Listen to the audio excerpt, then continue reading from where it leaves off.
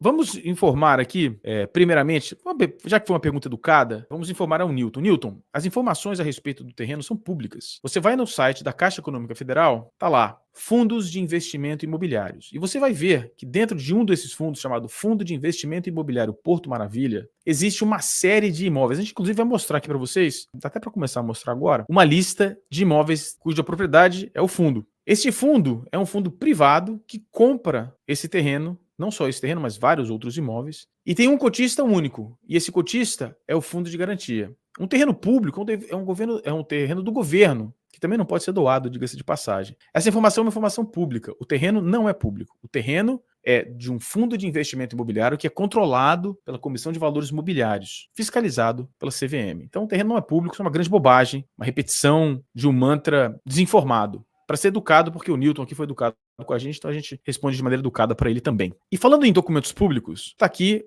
o informe anual desse fundo de investimento. Esse fundo de investimento tem que liberar esses documentos, e esse documento que está sendo liberado agora, o documento mais recente desse fundo, esse documento refere-se à prévia do que nós vamos ver daqui a alguns dias, daqui a algumas semanas, do relatório financeiro anual que é auditado por empresas internacionais, possivelmente pela PwC, antiga PricewaterhouseCoopers. Essa informação é uma prévia daquilo que a gente vai ver e é super importante para o início da nossa discussão. Esse informe, que é um documento do próprio fundo, tem as seguintes informações. Perspectiva para o período seguinte, ou seja, para esse ano 2024. Diante de incertezas nos cenários externos e internos, o IPEA, Instituto de Pesquisa Econômica Aplicada, revisou a projeção de crescimento da economia brasileira para 2023 de 1,6% para 1,4%, apesar do fim da pandemia do coronavírus. Referente ao planejamento de investimento para o ano de 2023, projeta-se seguir realizando operações imobiliárias nos termos da política do investimento do fundo, de modo que os ativos a comporem a carteira permaneçam em imóveis, CEPACs e participação em empreendimentos imobiliários em sociedades com objetivo aderente ao do fundo. Continuando a parte grifada, a Vinci Real Estate Gestora de Recursos, Vinci, contratada em 2021 pelo Fundo de Investimento Imobiliário Porto Maravilha para elaboração de master plan e prestação de assessorias financeiras, imobiliárias e infraestruturas, com o objetivo de desenvolver o potencial de liquidez dos ativos, ou seja, vender, né? Vender pelo melhor preço possível, descobrir a estratégia para vender e otimizar a sua geração de valor para o cotista, o fundo de garantia, segue buscando o plano de liquidez capaz de capturar as melhores e mais rentáveis soluções ao longo do desenvolvimento do Porto Maravilha diante da extensão da área sepacável para o bairro de São Cristóvão. Está previsto a elaboração de um novo master plan com mapeamento de áreas e modelagem de precificação dos CEPACs. O processo de contratação da nova empresa prestadora de serviço está em andamento. Deixa eu traduzir em miúdos isso aqui para vocês. O que está acontecendo? Essa é a informação mais recente do fundo. Coisas importantes. A Vinci que é, como lembra que eu já falei aqui no canal, que aquele departamento da Caixa Econômica Federal não tem uma área de análise de preço, de precificação, então eles contrataram a Vinci. A Vinci está reavaliando os valores dos CEPACs, criando estratégias para desovar, para vender os CEPACs, agora incluindo a área de São Cristóvão, porque houve um aumento da área utilizável dos CEPACs, procurando parceiros, e isso abre a possibilidade de uma discussão de parceria com a Caixa Econômica Federal no desenvolvimento desse negócio, mas não garante, tá? Mas, sobretudo, o redesenho e o uso da CEPAC. E vocês vão entender a questão do valor do terreno e da CEPAC na sequência dessa apresentação. Então, a Vinci, além de dar o preço no terreno, falar, ó, chegou uma proposta de 200 milhões, dá para vender, não dá para vender? A Vinci está fazendo análise de como utilizar, potencializar aquilo que o fundo tem. Então, tem a Vinci parte nesse processo de identificar parcerias, reutilização das CEPACs e etc. Nesse mesmo documento, isso é parte do documento que eu separei, nesse mesmo documento tem uma outra informação que é importante, que é o seguinte, é a avaliação do que aconteceu com o terreno nesse período. Aqui você vai ver todos os imóveis deste fundo de investimento imobiliário, todos os ativos, melhor dizendo, né? Então tem a CEPACs, tem 4 bilhões de CEPAC, houve uma valorização da CEPAC de 5%, as ações num determinado empreendimento, uma desvalorização de 30%. O terreno do gasômetro, o valor contábil não mudou. Mesmo com o terminal Gentileza, mesmo com a melhoria da região, mesmo com a estação Leopoldina, ainda não foi registrado um aumento contábil no valor do terreno. Esse é o documento mais recente do fundo de investimento, falando do valor contábil das suas propriedades. Bom, isso quer dizer que o terreno vai ser vendido por 176 milhões como consta o documento? Não, não quer dizer isso. Não é isso que quer dizer. Isso quer dizer que não houve valorização segundo a avaliação do fundo. Simples assim. E isso é uma informação muito importante. Por quê? Porque nós aqui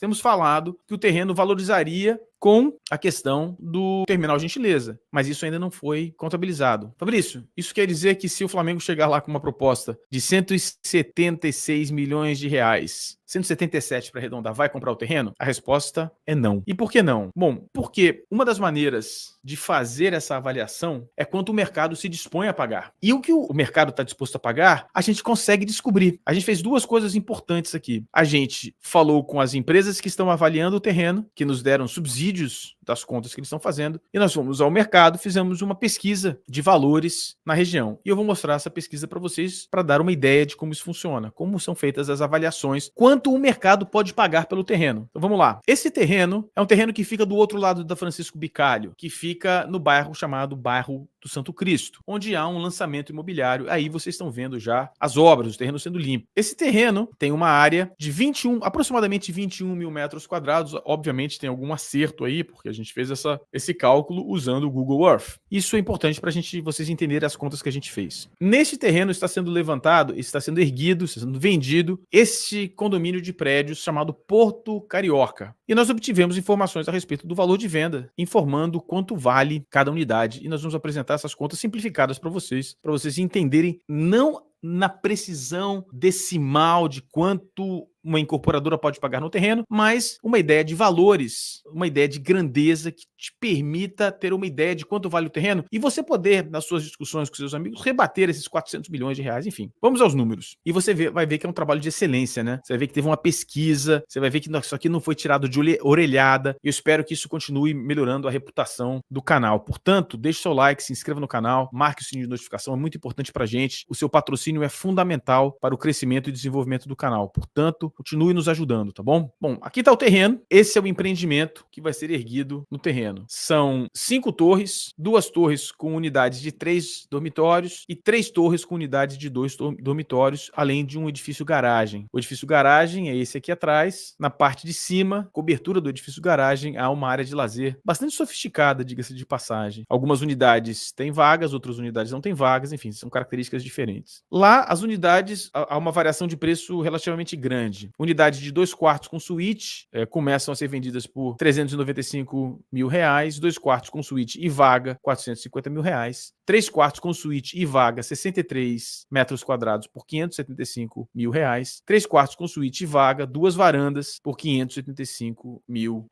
Bom, nós fizemos as contas e esse empreendimento vai ter um VGV, um valor geral de venda, na ordem de 700 milhões de reais. O que quer dizer? Fabrício, ficou difícil. Então vamos lá. O que quer dizer isso? Isso significa que esse empreendimento, quando vender todas as unidades, vai ter um total de vendas na ordem de 700 milhões de reais. É isso, tá? 700 milhões de reais é um valor relativamente alto. Antigamente, isso, para uma empresa média, isso quer dizer muito. Para uma empresa média, isso quer dizer que é um valor substancial, um valor que impacta. É um empreendimento grande, tá? Não é um empreendimento pequeno. Nós estamos falando ali de aproximadamente 1.400 unidades. Estamos falando de 1.400 unidades que estão sendo comercializadas, não são todas vendidas, mas é considerado um sucesso de venda. Continuando, né? E o que isso impacta? Bom, há uma relação, galera, entre o VGV, o valor geral de vendas, e a quantidade de dinheiro que se pode pagar no terreno. E há uma regra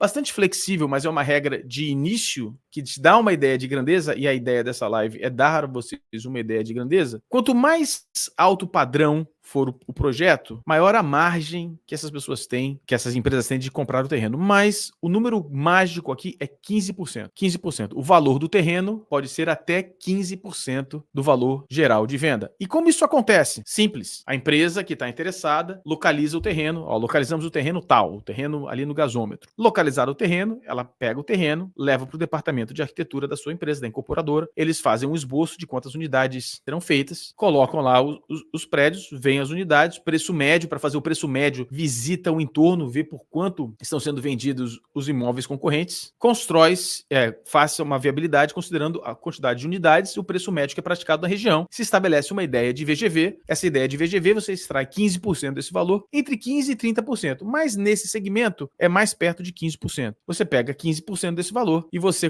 consegue pagar no terreno algo em torno de 105 milhões de reais. Ou seja, esse terreno que não é o terreno do gasômetro, o terreno em frente ao gasômetro, a empresa que fez esse desenvolvimento imobiliário, numa conta de padaria rápida, consegue pagar 105 milhões de reais. A pergunta que nos sobra é: e no gasômetro? Vamos fazer essa conta no gasômetro? Bora fazer essa conta no gasômetro. Essa mesma ordem de grandeza. Considerando a mesma proporção, o terreno do gasômetro geraria 5.440 unidades. 5.440 unidades. Mas o terreno tem características diferentes. É um terreno que não é quadrado, o terreno original do outro lado da Francisco Bicalho é quadrado, esse terreno não é quadrado, então a gente está admitindo uma perda de algumas unidades, algo em torno de 10% e 15%, ou seja, ali geraria um total de 4.624 unidades. O VGV desse negócio seria de 1,8 bilhões de reais, considerando o mesmo valor de venda das unidades do outro lado da Francisco Bicalho. Fizemos a conta de valor médio, o que geraria a possibilidade de um incorporador pagar nesse terreno do gasômetro no máximo 271 milhões de reais. É esse valor que está aqui embaixo. Esse seria o máximo que um incorporador poderia pagar. Esse número tende a ser menor do que esse por algumas razões que eu vou colocar para vocês agora. A primeira, nenhum incorporador em sã consciência faria um lançamento de 4.600 unidades de uma vez só. Esse empreendimento seria faseado, como se diz no mercado imobiliário, ou seja, feito em fases. Cada fase com aproximadamente 1.000 unidades. 1.000 unidades, neste caso, aconteceriam lançamentos possivelmente semestrais ou anuais, e isso diminuiria muito a capacidade de se pagar.